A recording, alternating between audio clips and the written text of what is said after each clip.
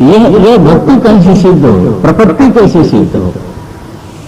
अब अजीब सी बात लेके गीता माता आती है, बोले ये प्रपत्ति वाला मसला बड़ा अजीब है। चतुर्विधा भजन्ते माम जनाः सुकृतिनोऽर्जुन आर्तो जिज्ञासु अर्थार्थी ज्ञानी च भरतर्षभ। मैं भक्ति योग में प्रवेश कर रहा हूं। गीता माता भक्ति के बारे में मेरे ख्याल से सब कुछ समेट के ही बोलती। उन्होंने ये नहीं कहा कि सभी लोग निष्काम भक्त होते हैं। भगवान के मुंह से ये बात निकलती है कि कई बार दुनिया के लिए लोग मेरा उपयोग करते हैं, मेरी प्रपत्ति करते हैं दुख निवारण के लिए, मेरी शरण में आते हैं समृद्धि पाने के लिए, पद पाने के लिए, प्रतिष्ठा पाने के लिए, ऐश्वर्य के लिए मेरी शरण में आते हैं। कई बार जिज्ञासु बन करके चतुर्विधा भजन्ते माम जनाः सुकृतिनोऽर्जुन आर्तो जिज्ञासु अर्थार्थी ज्ञानी च। इसमें आपका ध्यान खींचता हूं, एक बड़ा महत्व का शब्द है के प्रपद्यन्ते, वो सुकृतिनः, जिसके कर्म विहित हैं, धर्म सम्मत है।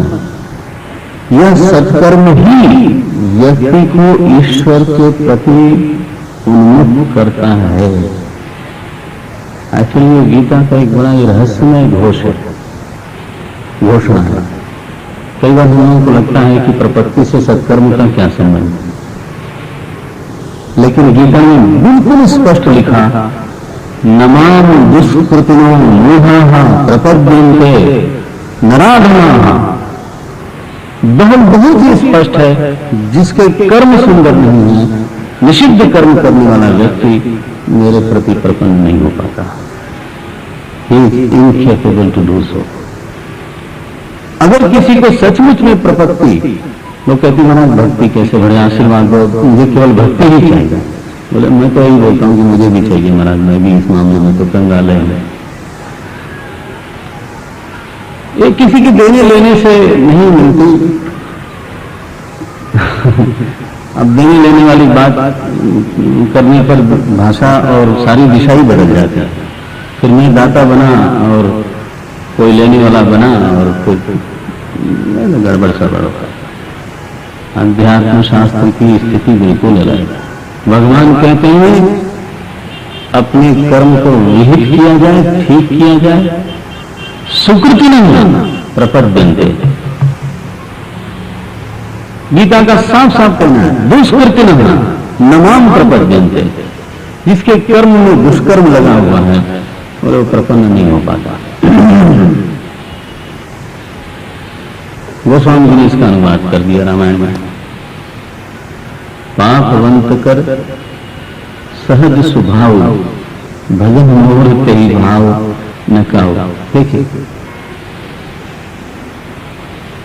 उन्होंने कह दिया कि भाई सीधी सीधी बात है, इसलिए प्रपत्ति कोई बाजार में बिकने वाली चीज नहीं है और किसी के कोई सिर पे हाथ रख दे उससे प्रपत्ति सिद्ध हो जाएगी। माफ करें, हमारे शास्त्र मुझे तो कहीं सपोर्ट करते हुए दिखते नहीं। सनातन शास्त्रों की बात करते हैं, नए नए शास्त्र भी बनते जाते हैं, प्रगट हो ही बहुग्रंथ बहुपंथ उसकी बात छोड़ी, लुप्त हो ही सदग्रंथ वो नहीं। दुष्कृतिनः न प्रपद्यन्ते सुकृतिनः प्रपद्यन्ते। तो सत्कर्म, कर्मयोग में नहीं कर रहा हूं, सत्कर्म विहित का आचरण, ये प्रपत्ति का एक बहुत बड़ा आधार है। और फिर प्रपत्ति में सबसे पहली चीज तो सकामता ही है महाराज। व्यक्ति को मदद चाहिए, व्यक्ति को संरक्षण चाहिए, सुरक्षा चाहिए, दुख के समय भी और समृद्धि के लिए भी। और जब वो अपने दुख में या मौके मौके पर अनजाने अनबूझे सुने हुए परमात्मा की तरफ हाथ उठाता है और आवाहन करता है, प्रभु मदद करो। अगर उस समय कोई पूछे किस प्रभु को बुलाते हो, तो शायद he will not be able to explain it. वो कैसा है, कहां रहता है, क्या रंग है, रूप है उसका, किस प्रभु को तुम बुला रहे हो सकता है हम में से, आप में से शायद कोई ही हो ऐसा जो बता सके कि मैं इस प्रभु को बुला रहा हूं। हमने जो सुना है, पढ़ा है, सत्संग किया है, उस सब के द्वारा ईश्वर की एक इमेज, एक बिंब हमारे मन में बना, वो भी आधी अधूरी। एक कॉन्सेप्ट बनती है, वो भी आधी अधूरी। और बल्कि मुझे वो गाना अच्छा लगता है, इसमें तस्वीर बनाता हूं, तस्वीर नहीं बनती। ईश्वर की तस्वीर हमारी पूरी ही नहीं बन पाती। उपनिषद सुनता हूं तो थोड़ा सा रंग मिलता है, गीता पढ़ता हूं तो कुछ, रामायण पढ़ता हूं तो कुछ, पुराण पढ़ता हूं तो कुछ, ये सब मिल मिला के एक आधी अधूरी, टेढ़ी मेढ़ी एक हमारे प्रभु की एक तस्वीर बनती है। And I invoke the very same concept, concept नहीं, उस कॉन्सेप्ट के पीछे जो है उसको, और अपनी अज्ञानता को स्वीकार करते हुए मैं आवाहन करता हूं कि मेरे प्रभु, मैं आपको नहीं जानता हूं, मैं क्या करूं, मैं नहीं जानता हूं। योसी सोसी नमोस्तुते पूरा महिम्न करने के बाद, पूरी प्रार्थना करने के बाद एक श्लोक आता है, उसमें कहा गया जैसे हो आप, आपको वैसे ही नमस्कार। माने क्या कि मैंने कुछ, मेरे शब्द आपको पकड़ नहीं पाए, लेकिन फिर भी आप जो भी हो जरूर, तुम्हें आपका आवाहन करता हूं, मदद करो। मौके मौके पे जब हम प्रार्थना करते हैं, आवाहन करते हैं और दिल से करते हैं,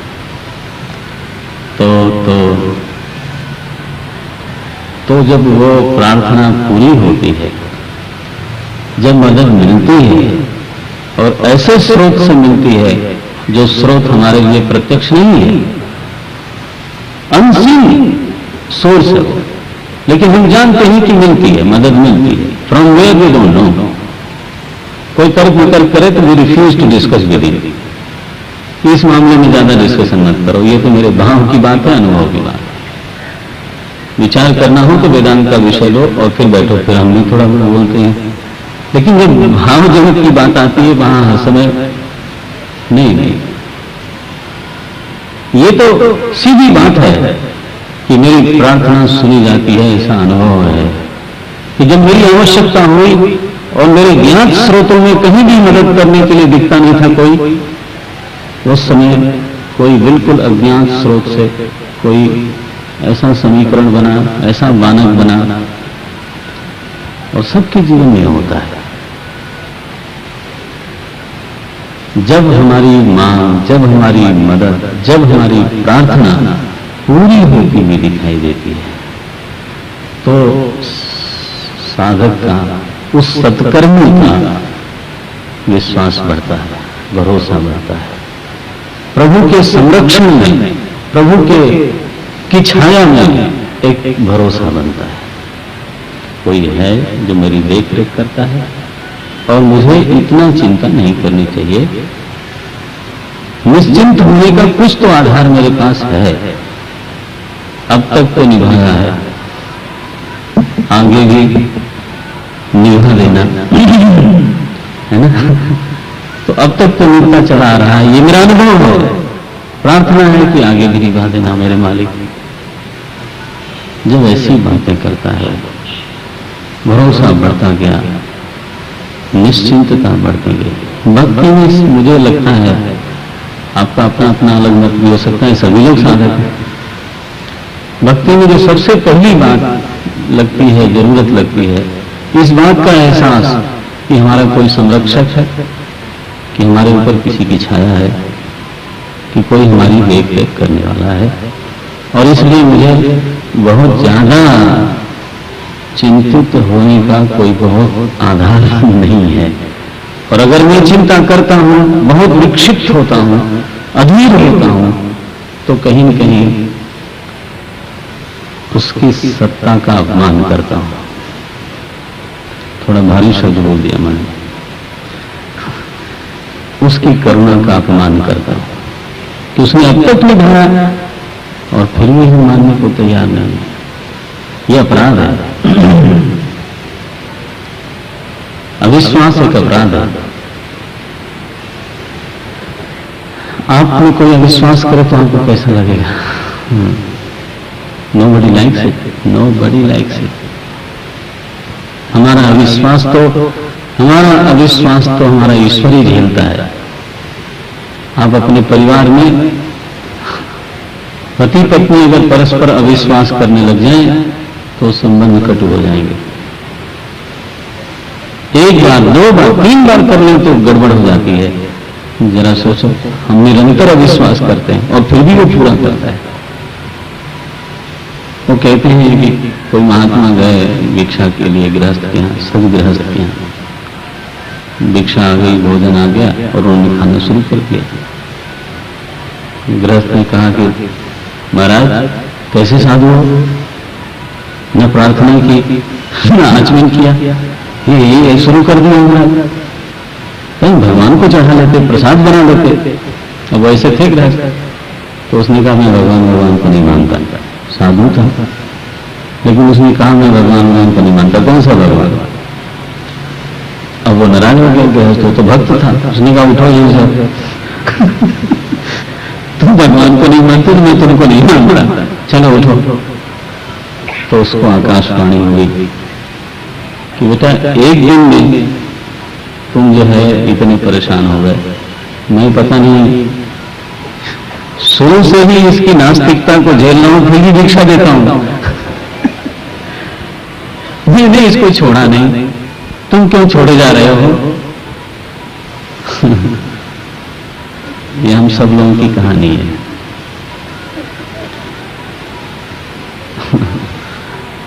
लेकिन यही भरोसा बढ़ते बढ़ते बढ़ते बढ़ते धीरे धीरे धीरे धीरे जब तृप्ति हो गई, एक निश्चिंतता से आ गई मन में कि नहीं ये कोई तो है ही जो हमारे ऊपर छाया बन के बैठा है। और जब सुरक्षा का एहसास गहरा गया, आप समझते हो, एक दूसरा एहसास जन्म लेता है। उसको मैं समझता हूं, उसका नाम है आभार, कृतज्ञता। पंजाबी बोलते हैं शुक्राना, शुक्र करना, आभारी होना, दिल से आभारी हूं आपका। फिर कुछ मांगने की बात रह नहीं जाती क्योंकि वो तो पूरी हो रही है, जितनी आवश्यकता है उससे ज्यादा पूरी हो रही है। तो अब प्रार्थना में मांग की बजाय क्या रही? आभार। प्रभु आभारी हूं, कृतज्ञ हूं, मैं इस लायक नहीं हूं जितना तुमने दे रखा है। प्रभु तुम बहुत अनुग्रह की। ये जबरदस्त आभार की धारा अंदर बहती है। सुरक्षा के एहसास से चित्त में निश्चिंतता है और कृतज्ञता है, आभार है, और ये दो मिलकर के चित्त को इतना निर्मल कर देते हैं, धो देते हैं। गोस्वामी जी ने कहा रघुपति भगति वारी छालित जल। भगवान की भक्ति के जल से आंखें धुल जाती हैं, चित्त की आंखें धुल जाती हैं। ये जो कृतज्ञता का दोष लिए हम घूम रहे हैं और असुरक्षित और अधीर अनुभव करते हैं, उसकी छाया का अपमान करते रहते हैं, यह दोष है जो हमारे जीवन से निकलता है।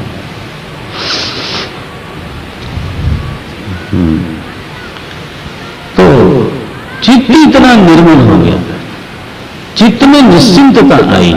और आप जानते हो, निश्चिंत चित्त में ही चिंतन की सामर्थ्य प्रकट होती है।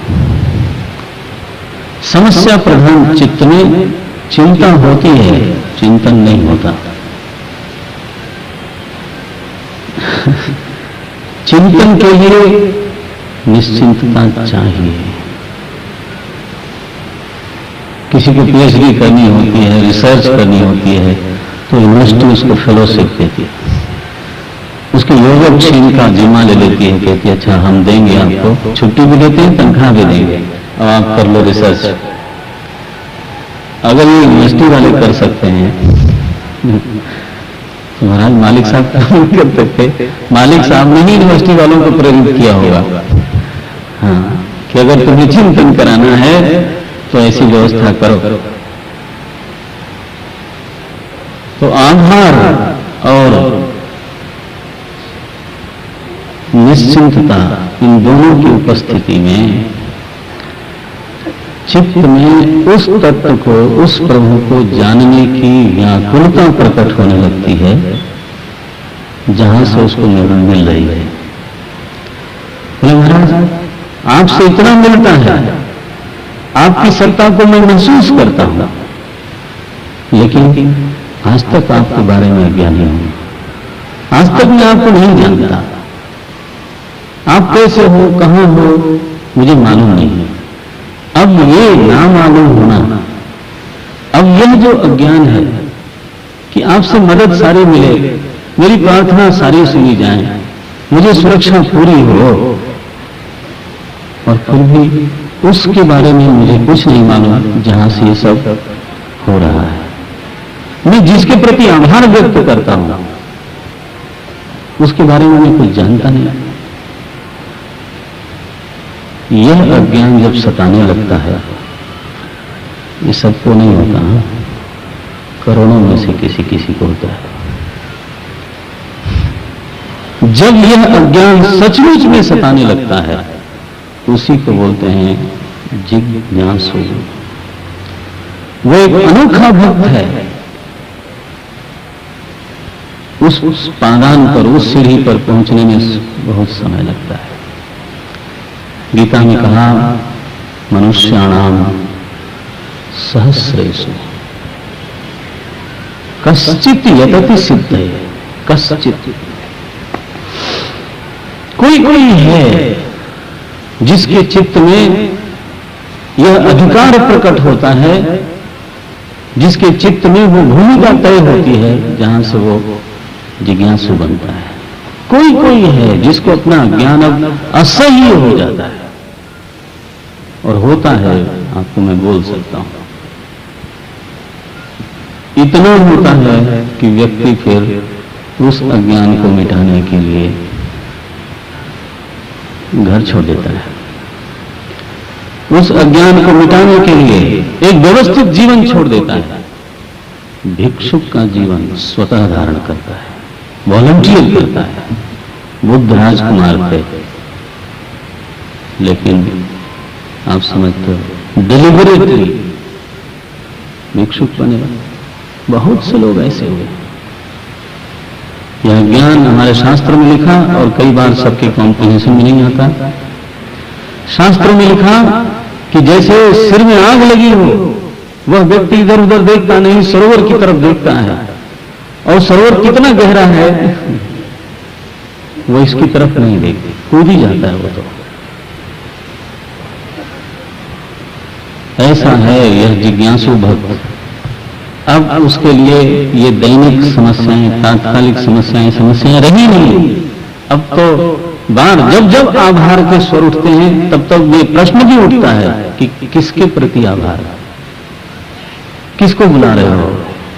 भीतर ही एक इतना बड़ा प्रश्न करता खड़ा हो गया कि वो छोड़ता नहीं, ठीक से प्रार्थना भी नहीं करने देता।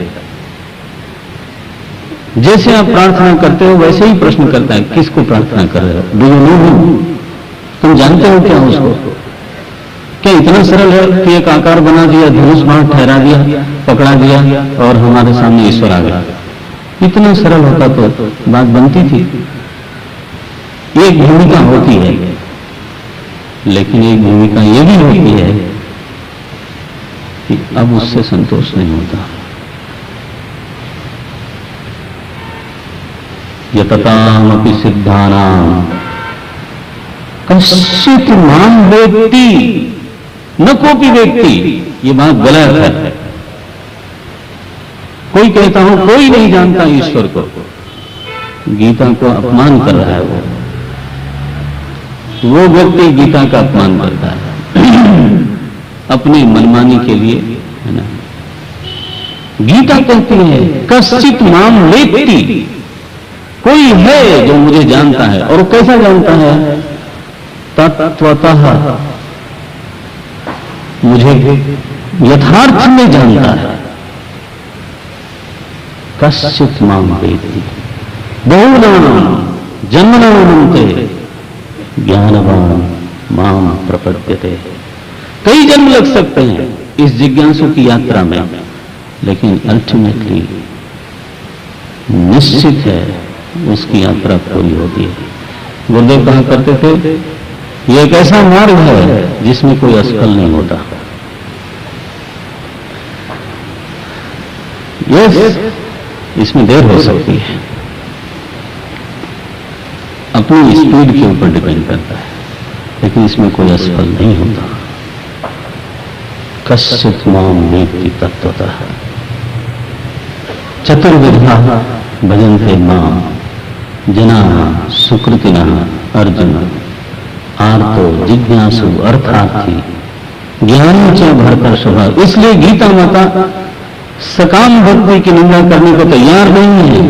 अगर कोई कामना लेकर के वैष्णवी देवी जाता है या अपने शहर के किसी मान्यता प्राप्त मंदिर में जाता है या तिरुपति जाता है, गीता माता उसका विरोध नहीं करेंगे। क्यों न जाए? इस सकाम भक्ति से ही उसका भरोसा बढ़ जाएगा, और भरोसा बढ़ेगा तो एक दिन कामना हटेगी और आधार उसकी जगह पर प्रकट हो जाएगा।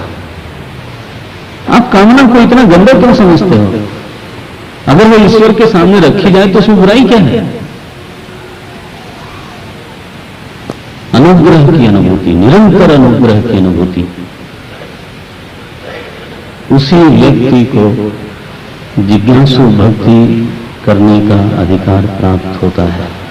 प्राय हमने से, आप लोगों में से, हमने से अर्थ भक्ति और अर्थार्थी भक्ति को हम लोग जानते हैं, थोड़ा थोड़ा मदद मिलने वाली भक्ति को, लेकिन अज्ञान में सहा जाए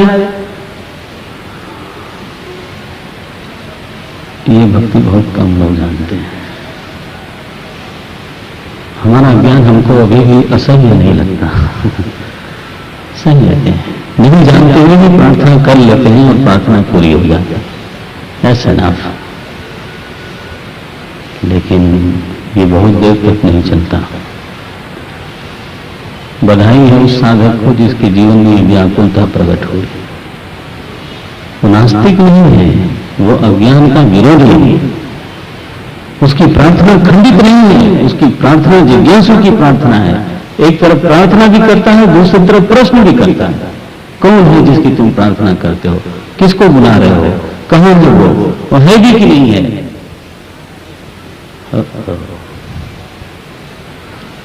चतुर्विधा ये भक्ति योग है महाराज गीता का।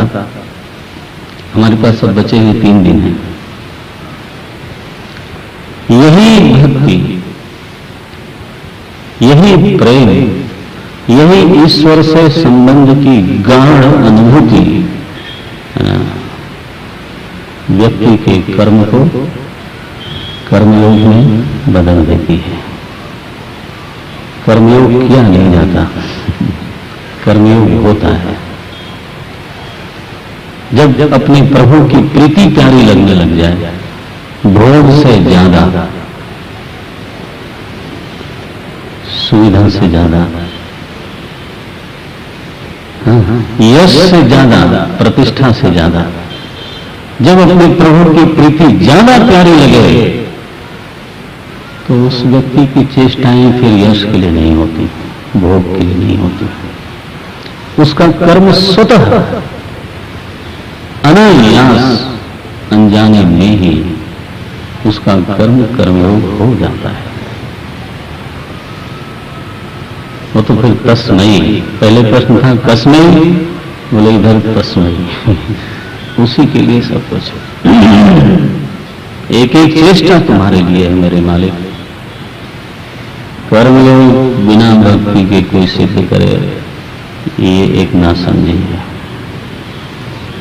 ये दोनों मिल करके एक पूरी साधना बन जाते हैं। और फिर ध्यान रखिए, वो हासिल होता है जो मैंने कल कहा था, कर्तृत्व की शिथिलता, शुभ वासना का निर्माण, सत्व गुण की समृद्धि और शोभन परिस्थिति की प्राप्ति। मैं पूरा करता हूं यहाँ पर, 7:45 हो गए। तो 7:30 बजे तक का टाइम है, लेकिन मैं तो 6:15 बजे आया था। मैंने धीरे से ले लिया आपका समय। मुझे कल कहा गया कि वो प्रवचन में कभी कीर्तन भी होना चाहिए थोड़ा, या आगे पीछे कुछ होता नहीं तो बड़ा सूखा सूखा लगता है। This is what I was told by. तो अब मैं तो सुख हूँ, आज अम्मा को बुलाता हूँ तो वो एक बहन आएंगे। आपको जिसको बहुत जल्दी ना हो तो वो शांति से बैठा रहे, जल्दी हो तो बहुत धीरे से चुपचाप है। और मैं आपको ये वादा करता हूँ, बहुत लोग जानते होंगे कि इस भजन में भाव बहुत होता है। आज भक्तियों की चर्चा भी हुई थी, तो मैं पूरी मदद करनी पहले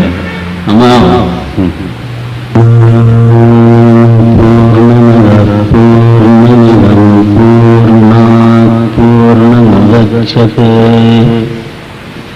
पूर्णस्य पूर्णमादाय पूर्णमेवावशिष्यते।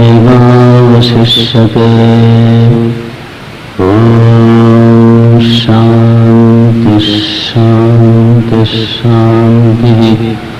हरि ओम। श्री गुरुभ्यो नमः। हरि ओम।